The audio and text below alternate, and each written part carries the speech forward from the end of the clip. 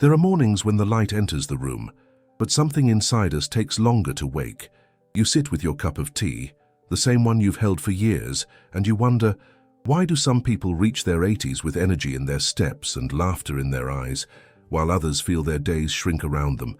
The world tells us it's luck, or good genes, but that's not the full story. Longevity isn't luck. It's a rhythm, a way of living that protects the body, calms the mind, and keeps the heart interested in life. For decades, doctors and scientists have tried to name this rhythm. Some call it routine, others call it habit. But Dr. Shigeaki Hinohara, the Japanese physician who lived to 105, said something simpler. People who live long are often too busy to die. He didn't mean rushing through life. He meant being engaged, body, mind, and soul, in something that gives meaning to each day. The truth is, people who age well don't depend on miracles or youth. They depend on consistency. They create small systems that serve them quietly: a morning stretch, a balanced plate, a conversation at dusk. Little acts, done again and again, until they become invisible threads of vitality. This video is not about secrets. It's about systems, small daily systems that keep your muscles strong, your mind clear, and your heart steady. Because longevity is not a magic trick. It's a form of care that accumulates, just like interest in a savings account. Dr. Mark Hyman calls it stacked habits, the art of layering small, doable actions that compound over time.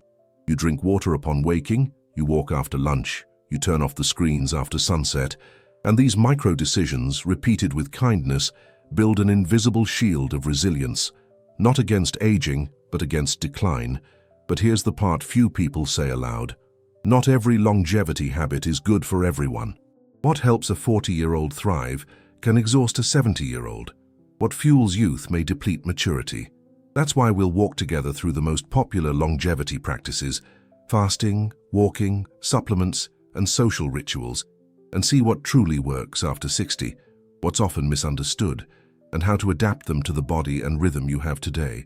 You'll see that the wisdom of the centenarians, from Okinawa to Sardinia, was never about restriction or intensity, but balance and belonging.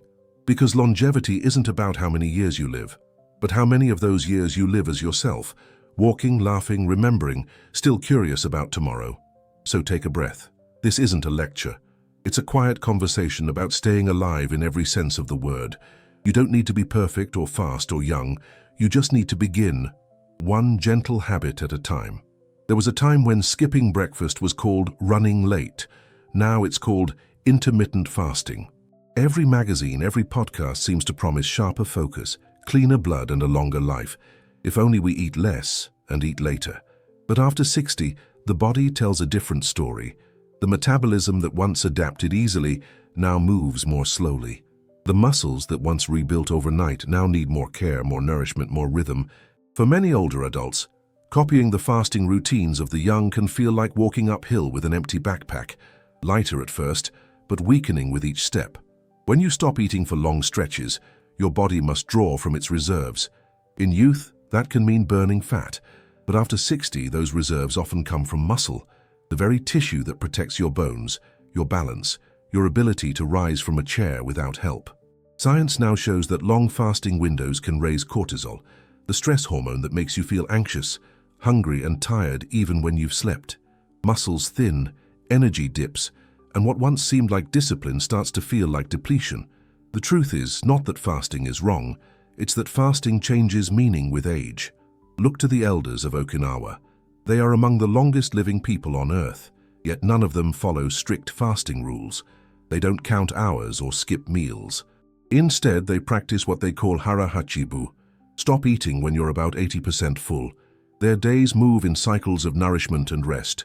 Light breakfasts, simple lunches, and early dinners that end hours before sunset. Their nights are long, quiet, and uninterrupted, a natural fast that honors both body and rhythm. They don't starve themselves, they simply live in harmony with their appetite and daylight. If there is wisdom in fasting, it may lie not in how long you go without food, but in when you choose to eat. The body's clock, what scientists call the circadian rhythm, controls more than sleep. It governs digestion, hormones, and energy repair. Eating earlier and giving your system time to rest before nightfall can do more for longevity than skipping meals altogether. Finishing dinner 2 or 3 hours before bed, then allowing breakfast to arrive naturally an hour or two later, gives your body both nourishment and renewal, without strain, without confusion. It's not about deprivation, it's about timing, about allowing digestion and rest to dance in their natural order. That's why it's said, fasting isn't about starvation, it's about rhythm. The same way music breathes between notes, your body thrives in the pauses between meals. Those pauses don't need to be long, they just need to be gentle, consistent, and respectful. Age has its own melody, slower and deeper. When you eat in harmony with that rhythm, you nourish more than your cells. You nourish peace. And in the quiet balance between hunger and satisfaction, you'll find what true fasting was always meant to be, a moment of awareness, a conversation between you and the life that still wants to sustain you.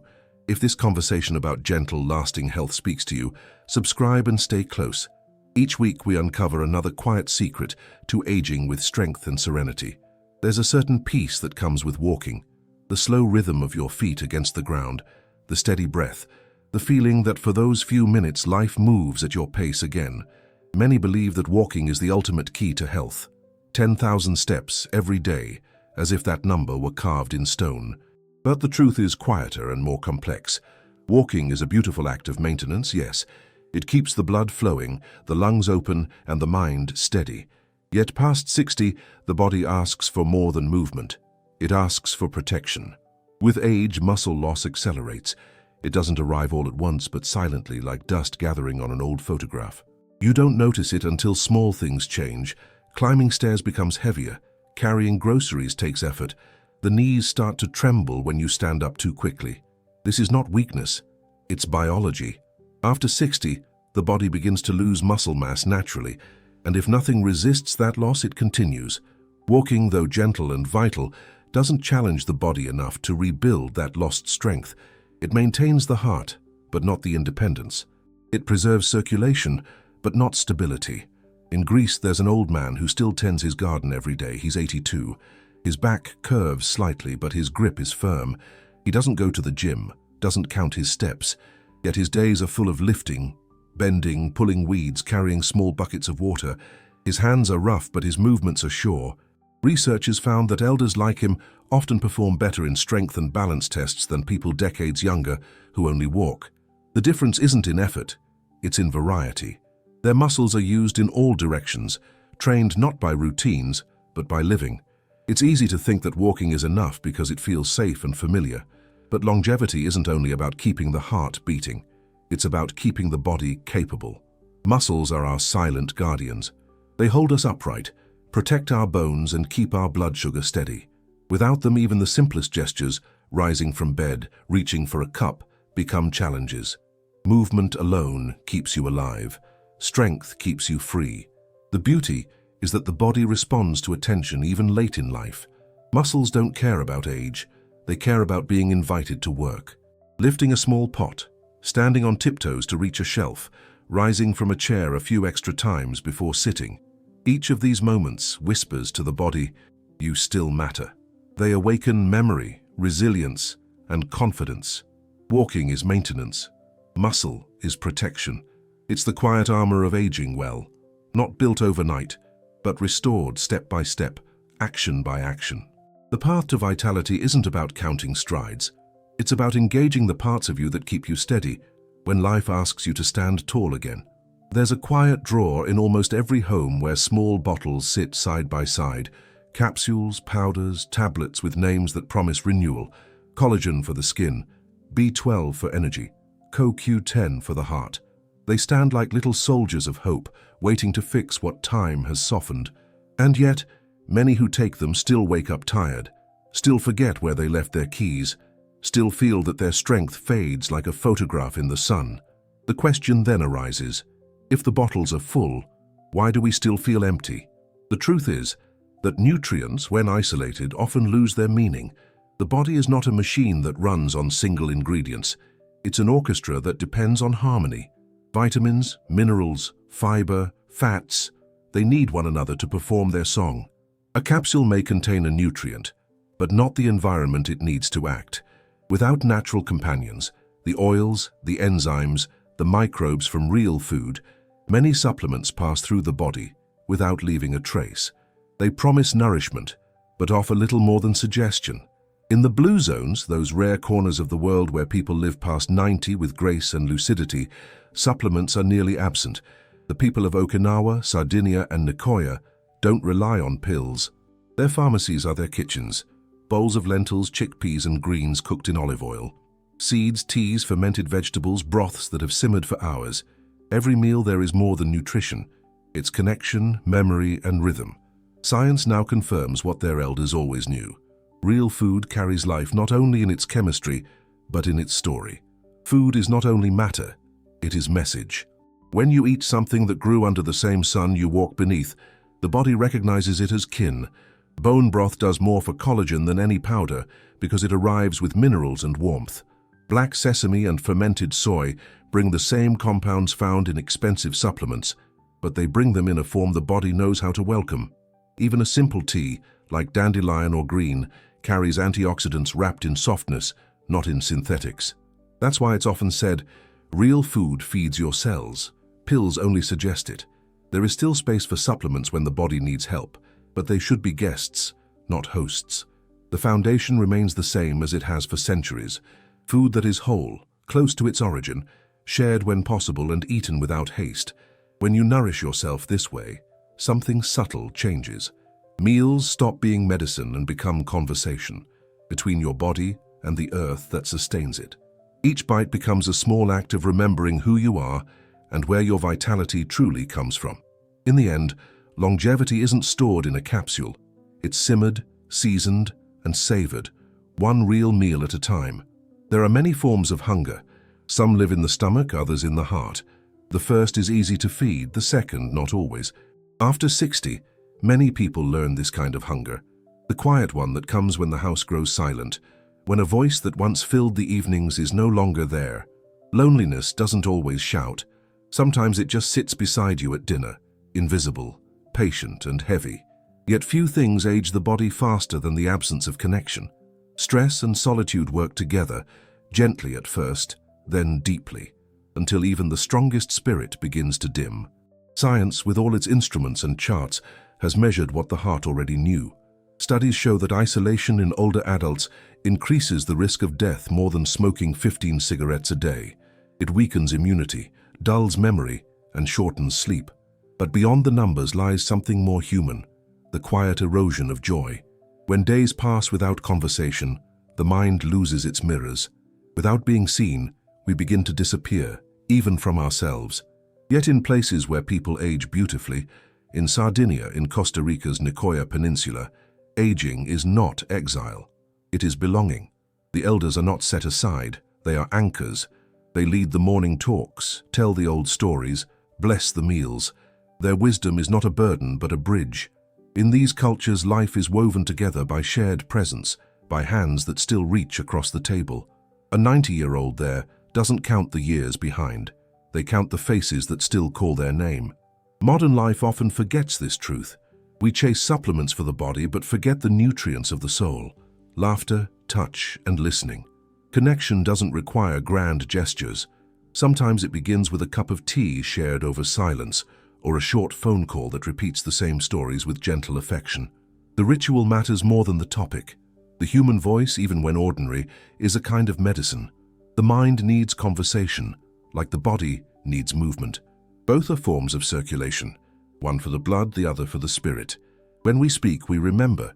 When we are heard, we heal. Purpose doesn't vanish with retirement or with loss. It only waits for a new shape. Maybe it's tending a small garden. Maybe it's passing down an old recipe. Maybe it's simply being the voice that reminds another person they are not alone. Longevity is not just the art of staying alive. It is the grace of staying connected. Every shared moment, every small gesture of kindness, strengthens something inside that medicine cannot reach. The body grows stronger through food and movement, yes, but the soul stays alive through belonging. In the end, no one lives long by counting years. We live long by counting the moments that remind us we are still part of the world. There comes a moment when the goal is no longer to add years, but to fill the ones that remain with clarity and meaning. Longevity isn't measured by time. It's measured by presence.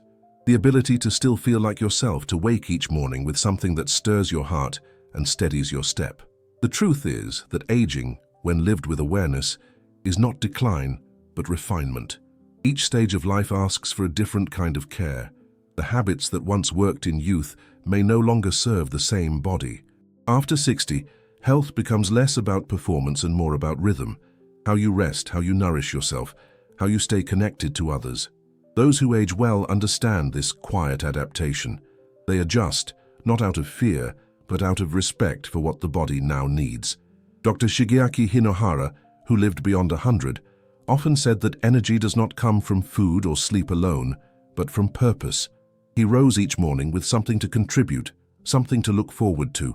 That sense of usefulness, of still being needed, is what kept his spirit light and his body strong. In many of the world's longest living communities, elders are not hidden away. They cook, teach, garden, listen. Their value is not measured by productivity, but by presence. Modern science quietly agrees. Muscles, nutrition, sleep, and community all matter, but purpose holds them together. Without it, even perfect habits lose their strength. With it, the smallest efforts, a gentle walk, a shared meal, a simple routine, become enough to sustain vitality. It is the reason why some older adults glow with life, while others fade despite doing everything right. Dr. Mark Hyman reminds us that aging is not something that happens to us, but something shaped by how we live each day. The way we eat, move, rest, and connect are not minor choices. They are daily votes for the kind of future we will inhabit. Yet, longevity is not perfection. It's consistency, kindness toward the self, and the courage to keep showing up for your own life. There is no single formula to follow, only a direction. Move a little, eat close to the earth, rest when the body asks, stay curious, and share your voice with someone who listens. These small acts are not trivial. They are what keep the inner flame from dimming. In the end, longevity is not about resisting time. It's about living within it with grace. To remain open to the morning light, to feel gratitude when your hands still work, to notice the warmth of conversation, these are the real signs of youth. The body will change, but the essence that makes you who you are can remain vivid. Life does not ask you to be younger. It asks you to keep being alive with all the quiet strength that age allows.